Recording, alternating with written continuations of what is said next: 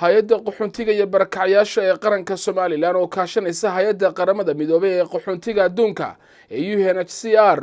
ayaa maanta magaalada Hargeysa ka daafurtay qaybinta kaararka barakacayaasha ku sugan Soomaaliland taas oo hay-adda barakacayaasha ee Soomaaliland muddooyinkii ugu dambeeyayba ku hawlanayd sidii tirakoob rasmi ah loogu sameyn lahaa dadka barakacayaasha iyo waliba kuwa magangeliya doonka ah ee ku sugan Soomaaliland. munaasabadii lagu daafurayay qaybinta kaararkan oo ka dhacday xarunta guud ee hay'adda barakacayaashu ay ku leedahay magaalada Hargeysa waxaa ka soo qayb galay mas'uuliyiin ka socda laamaha dawladda, mas'uuliyiin ka socda hay'adaha ay gacan saarka leeyihiin hay'adda barakacayaasha iyo qaxoontiga ee qaranka Soomaaliland iyo waliba sidoo kale qaar ka mid ah madaxda hay'adda barakacayaasha. waxaana ugu horeynba munaasabadani daafurkeeda ka hadlay gudoomiyaha hay'adda barakacayaasha qaranka Soomaaliland Cabdikariin Axmed Maxamed Xinif oo warbixin kooban ka bixiyay hanaanka hay'adda barakacayaashu ay uga howlgashay qaybinta kaararkan iyo waliba sidoo kale tirada rasmiga ah ee barakacayaasha ee ku sugan Soomaaliland ee hadda kaararka loo qaybinayo. hase yeeshee dadka iminka qaxoontiga inoo ah oo tiradoodu ay tahay ilaa 6,000 iyo jarjar waxaanu go'aansanay anagii hay'adda UNHCR oo runtii gacan weyn siisay in aanu u sameeyno kaararkaas waa kaararka dee qaxoontiga waxaanu eegnay dawlado badan kaararka ay bixiyeen kuwii un baanu raacnay waa kaarka sambalkaas noocaas ee lafta ah ay ku qoran tahay Jamhuuriyadda Soomaaliland iyo hay'adda qaxoontiga ee barakacayaasha qaranku waan idin tusi doonaa wadiin dhiibi doonaa hadii ay ka dhawaarki doontaan iyo sidii ku idin sharaxayay qofka nambarkiisa iyo magaciisa iyo labiyo dhidku yahay iyo wadanku asal ahaan ka soo jeedo waxyaalo noocaas ay ku qoran yihiin muddadiisuna ay tahay 3 sanadood waxa jira markaas 6,000 hadda ma wada siinayno waxa jira ilaa 3,000 oo mise tirada maraysantii sawirro soo bixi waayay ilaa 4,000 dad ku dhow oo sawirrada aanu ka haynay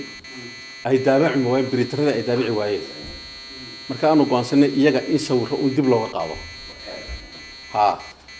marka kuwaas waxay sii haysan doonaan shahaadooyinka noocaas waqtiga aanu qaxoontiga oo dhan aanu ku guulaysanay kaararka la wado si aanu filayno ilaa January inay noqon doonto insha Allah January gudaheeda inay noqon doonto markaana si public aanu u sheegaynaa in warqadda qof sita aan la ictibaarin waanu qaxoonti ahayn ee kaaruna isu wada bedeshay laakiin marka waanu sii bilaabaynaa ilaa 2,000 jarjar kaad ayaanu bixin doonaa hadii ilaahay ka dhigo kuwaasana lagu ictibaarinaya qofkaasi inuu qaxoonti yahay macluumaad badan baa xagga dambe kaga qoran waanu jecelahay maadaama maanta dokumenti rasmi aynu yeelanay in aynu ka dhaqan gelino kaarkan waxaa lagaga bedeli doonaa dadka qaxoontiga ah shahaadadii ay hore u haysan jireen oo muuqaalkooda la idinla wadaagi doona hadda shahaadadaasi oo muuqaalkeedii hore oo nooca ahaa ayaa lagu bedeli doonaa waxaana ay qaadan doonaan kaarkan ujeedooyinka dadka loo siinayo waxaa ka mid ah inuu yahay sustainable document inuu yahay documenti muddo badan joogaya waayo wuxuu ka samaysan yahay walax caag ah oo aad u quality badan halkii markii hore waraaquhu ay qofka ka googoyi jireen ama documentigiisa la waayi jiray oo qofka documentigiisa ka lumi jiray warqadda weyn way ka lumaysaa ama qofka way ka googo'aysaa tanna waa xalka qofka documentigiisa uu ku sugi karo laamaha dawladda ee ammaanka iyo immigrationka iyo dhammaan laamaha dawladdu ay qofkan ku aqoonsanayaan. saraakiil ka socday ciidanka booliiska, ciidanka ilaalada xeebaha iyo ciidanka laanta socdaalka ee Soomaaliland ayaa ka warramay doorka ka ciidan ahaan kaga waajibay sugidda amniga ee barakacayaasha iyo wada shaqaynta dhow ay leeyihiin hay'adda barakacayaasha qaranka Soomaaliland. kulli ciidanka ilaalada xeebaha mas'uuliyadda saaran ama mas'uuliyadda waajibaadkayga ka mid tahay inaan ilaalino xuduudda xeebaha ilaalino dadka soo galiya ama barakacayaasha ama asylum seekerska ah ee dadka magangelyada doonaya waana bogaadinayna ciidamada kale in wada shaqaynta naga dhaxaysa la xoojiyo ciidamaduna in information share lahaadaan waanu hambalyeynaya gudoomiyaha hay'adda NDRA sida wanaagsan iyo waxqabadka uu qabtay iyo waliba hawshan cusub bilaabay annaguna markasta waxaan diyaarinaynaa inaan la shaqeyno. Xinif aad baan ugu mahadnaqayaa mar hadduu ku guulaystay kaararkii alxamdulilah midna waan ku dardaarmayaa qaxootigaa maanta la leeyahay waa 8 kun halkaa waxaan ku haynay 24 kun waa hawl adag waxa 8 kun yimi ee maanta markii hore 24 kun aad baan isaga shaqaalihiisa iyo intii garab gashaba ugu hambaliyeenayaa aad bay hay'adan way shaqaysay dhowr goor baan warniyo meeshana waxa la inaga qabto marka waa loo gurmaday oo ragda wadanka u dhashay waa wax marka qaar kood marka suuqa marayso waxaad oranaysaa dadkii wadankan u dhashay muwaadinimaduna way nagu yaraato waxba dhacay oo sanadood wixii dhacay bay wali soconaa muwaadinimadu way nagu yartahay laakiin waxaan aad ugu mahadnaqayaa hay'adan barakaca iyo qaxootinka waa kala labo midna waa political asylum seeker midna waa refugee labadaas ay u kala qaybsamayaan marka labadiiba uu inooga warramay mas-uuliyiin ka socday wasaaradaha arrimaha gudaha waxbarashada cadaaladda iyo caafimaadka Soomaaliland oo madasha ka soo qayb galay ayaa dhammaantoodba waxay ka hadleen sida wanaagsan ee hay'adda barakacayaasha uga howlgashay sidii tirakoob rasmi ah loogu sameyn lahaa barakacayaasha ku nool Soomaaliland iyo waliba iyaga doorka kaga aadan waxa jira hadda jeernaha isbitaalka oo yimaada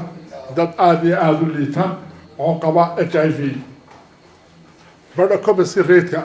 sariirta uu joogayo muddo dheer si jiifa marka dambana dhinta ilaa la qaada la waayo ay dawladda hoose marka dambe ay aasto UNHCR waxoogay gacmaha guudkooga ah ayaa isbitaalka guud ee wasaaradda caafimaadka ay siistaa oo lagu dalaco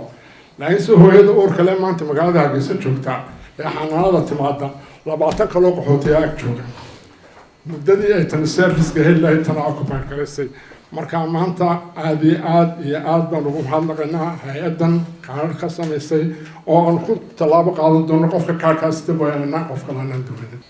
ahmiyadda koowaad waa ilaalinta xuquuqda qofka qaxootiga qayb muhiim ah bay ka tahay kaarka la bixiyaa in la sugo xuquuqda qofka qaxootiga su'aalan ku siinaya qaranka amnigiisa ahmiyad dowlad waayo qofka muwaadinka qofka xunjida qaxootiga sida loo ilaaliyo xuquuqdiisa iyo waajib sidoo kale hay'adda dawladda uga saarayeen qarankan amnigiisa loo ilaaliyo aad baan ugu bogaadinayaa inay soo gaareen halkii ay ka bixin lahaayeen kaalalkii dadka qaxootiga mahadsan aad u mahadsan xil badan naga furteen waxaan garanayaa UNHCR waan wada shaqaynay wasaaradda haddaan nahay ilaa guriyay noo dhiseen xafiisyay noo dhiseen aan hawsha qabanno halka ma aan soo gaarin